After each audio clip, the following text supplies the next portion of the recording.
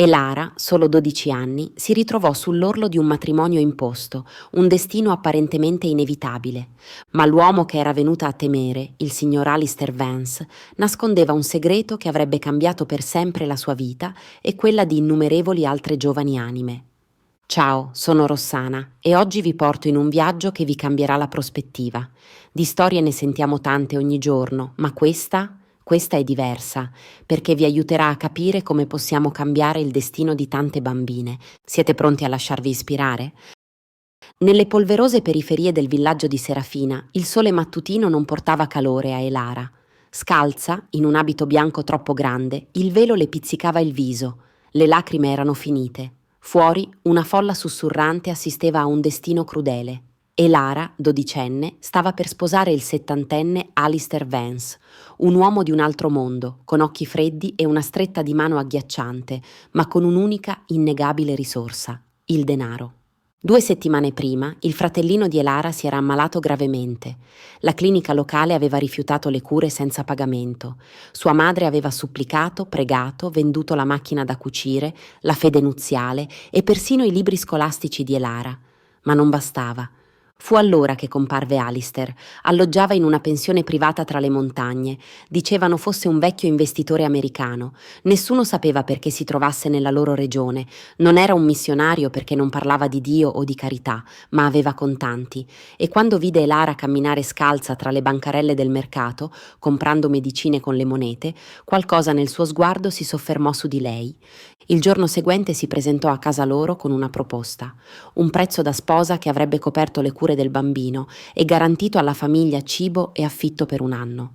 Sua madre aveva rifiutato, urlato, lanciato oggetti, ma al calar della sera la febbre del bambino era peggiorata. Non avevano scelta e Lara, a metà tra l'infanzia e l'adolescenza, sussurrò: «Lo farò». La cerimonia fu sobria. Nessun bacio, solo un sì da parte di Alistair e un silenzioso cenno di Elara.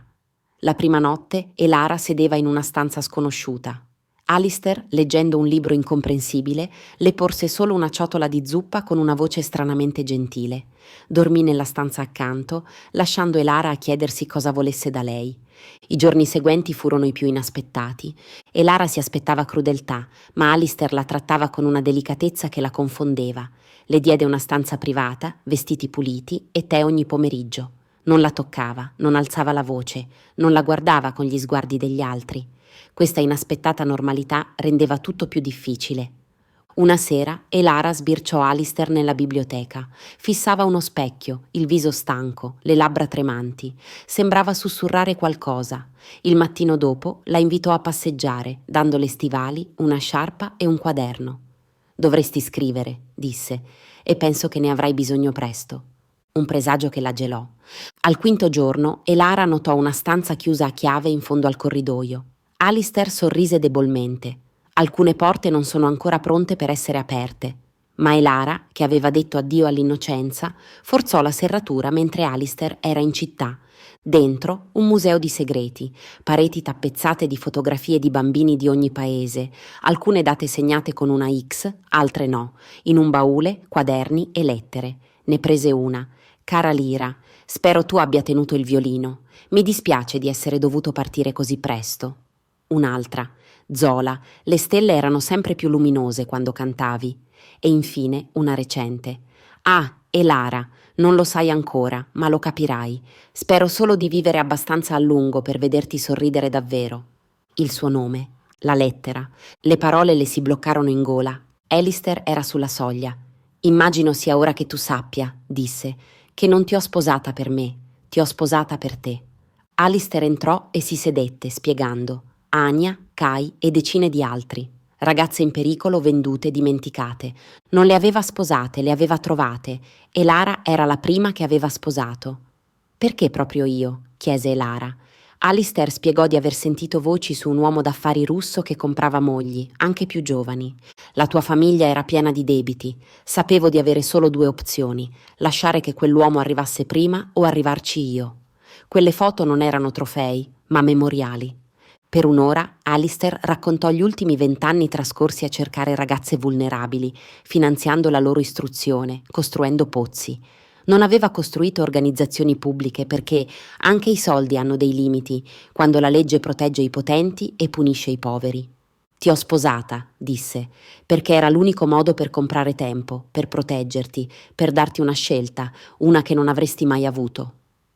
Quella notte Elara non dormì, pensava alla vita che aveva rischiato di vivere, all'uomo tranquillo che le aveva offerto un contratto, una penna, una scelta. Capì che l'aveva salvata perché nessun altro l'avrebbe fatto. La mattina dopo Alistair non c'era e Lara aprì la porta della sua stanza. Era sdraiato, immobile, morto.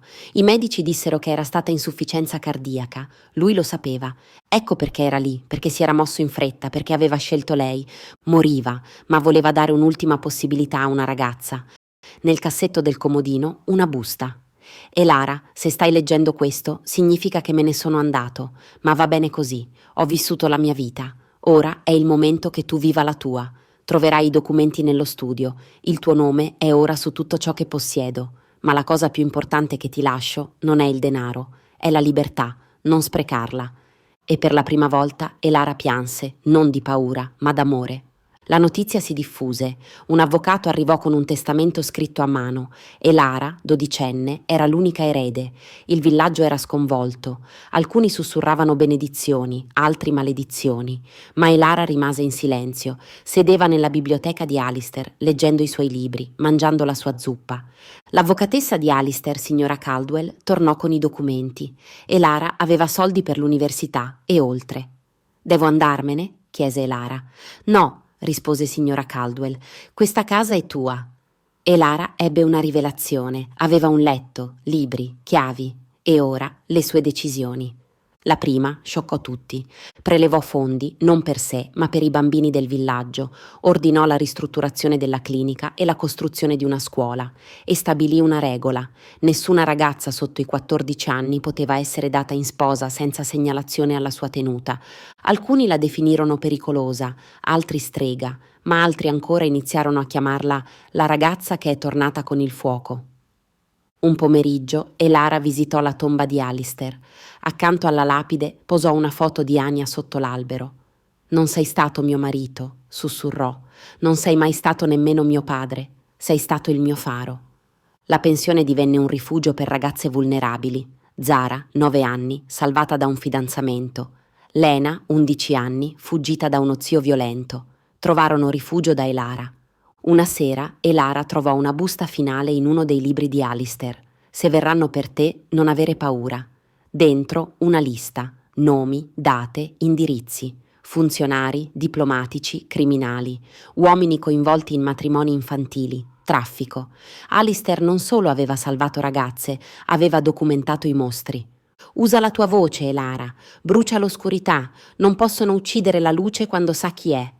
Fu allora che Elara prese la sua seconda decisione. Non solo avrebbe costruito case, ma un movimento. Un anno dopo il mondo conosceva il suo nome, Elara Vance. Non più sposa bambina, ma voce globale. Un giornalista di Lagos, indagando su una storia locale, trovò una rivoluzione.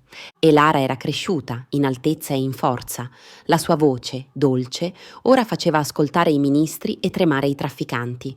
Con la lista di Alistair e l'aiuto della signora Caldwell, lanciò il rapporto Vance, un dossier che smascherava le reti di matrimonio infantile e la corruzione. Cercarono di metterla a tacere, la minacciarono, mentirono, ma era troppo tardi. Alistair non le aveva lasciato solo una casa, le aveva lasciato prove, un piano e un esercito di sopravvissute, insegnanti, donatori, tutti ispirati. A 14 anni Elara parlò alle Nazioni Unite. A 15 contribuì a cambiare leggi in 3 paesi africani. A 16 tornò al suo villaggio, da sola. Davanti alla scuola che aveva costruito, circondata da ragazze che ridevano e imparavano, disse: «Una volta avevo paura del silenzio, ora so che è nel silenzio che diventiamo forti». Una bambina chiese: «Ora sei una regina?» E Lara rise: «No, le regine portano corone, io porto il fuoco». Quella notte, nella biblioteca di Alistair, piena di nuovi libri e disegni, accese una candela. «Spero che tu riesca a vedermi ora», sussurrò. Una brezza leggera e la voce di Alistair: «Ti ho sempre vista». Se questa storia ti è piaciuta, ricordati di mettere mi piace, iscriverti al canale e attivare la campanella per non perderti altre storie che toccano l'anima. Non vedo l'ora di raccontarti la prossima storia.